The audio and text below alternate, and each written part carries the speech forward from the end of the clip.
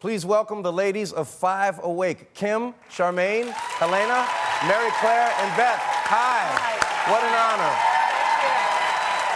Kim, tell us about what Five Awake means. Well, Five Awake is actually derived from a poem called One Woman Awake. And it's about one woman telling another woman about a problem and creating a real fuss. And that's exactly what we did. We created a real fuss about the prevalence of domestic violence in Louisiana. And we're from all different walks of life. And because there are five of us, hence the name of the film. And we just decided that we were angry enough that we felt like we could do something about it. And together, with our passions put together, changed about 30 provisions of law in the 2014 legislative session. That's amazing. That's really incredible. Charmaine, why was this so important? Harry, it was so important because on December the 26th, my dear friend was murdered in her home, babysitting her grandchildren by her estranged son-in-law. And I have to tell you, it was a tragedy that impacted my entire community where I was born and raised, but it sent shockwaves across Louisiana because it was horrific. Right. And I have to tell you, soon after I learned that my dear friend and colleague, Kim, her sister was in an abusive relationship we had just discovered for 12 years. All of a sudden, we decided that we were no longer going to accept this.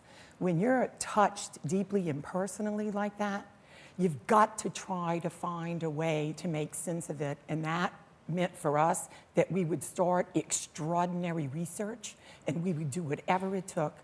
We discovered that, unfortunately, Louisiana leads the nation in the number of intimate homicides. We're second only to Alaska. Jeez. Did you know that you could get an immediate divorce if your husband is unfaithful to you, but if he beats you, you're required to stay in that marriage for 6 months?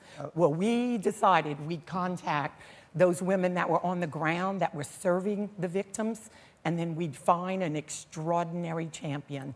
And we found one in Helena. And I can tell you it is a crowning achievement for all of us, and a crowning achievement to know that my friend who was murdered will never be silenced. Helena, what were the obstacles throughout this process? Well, Harry, as Kim mentioned, we were changing about 30 provisions of law. And we were dealing with immediate divorces, punitive damages for victims of domestic violence, firearm prohibitions for misdemeanor convictions of domestic violence. As you know, Harry, being from Louisiana, Louisiana is a very top NRA state.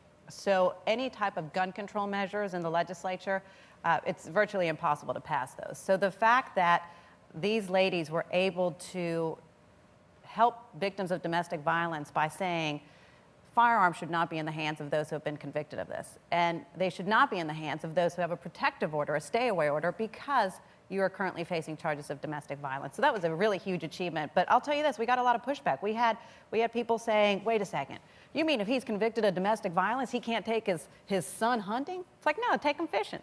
Take him fishing, you know? Just take him fishing. I would imagine, like, I mean, where did you begin? I mean, there are so many avenues for research, and then you think about all of the laws that you felt needed to be, I mean, where do you start? You know? I just started reading every law that had the word domestic violence or domestic abuse in it. Gosh. And then in about 3 months, I think we became, and then we learned, of course, from the advocates, the boots on the ground. We just said, what needs to be changed? We want to help you. Just tell us what you want us to do. Right. Now, Mary Claire, how much support did you have through this process? Well, I think initially everybody was saying, you're crazy, you're never going to get this huge agenda passed, and you're never going to get support. But we were determined that we were going to get the support. We went to the DA Association, we went to the NRA, we went to the sheriffs, we went to every possible organization and system to really get their buy-in. And so over time, we really got the support, and all of the bills were passed unanimously in both houses.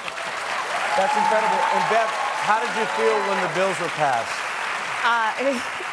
It was amazing when the bills were passed. Advocates from all over the state had filled the balcony over the floor where they were voting on the bills. And when they voted, it passed unanimously. And just we erupted in cheering, which is not allowed. They're supposed to shut that down, but they knew better. They didn't tell. They're They not were gonna like, shut go you ahead, down. go ahead. And the legislators on the floor actually turned around to the advocates, and they stood up and clapped for the advocates. That's It was really incredible. wonderful. And what's the next step? What are you going to try to get accomplished next? We have to make sure that the laws are enforced. And we have to make sure that the public knows that family violence, domestic violence, dating partner violence, sexual assault, this is intolerable conduct, and we are not going to tolerate it anymore in Louisiana. Wow. You're all incredible, and I'm so honored that you came. These amazing women are fantastic. We're honored to have them on the show. We'll be right back, folks.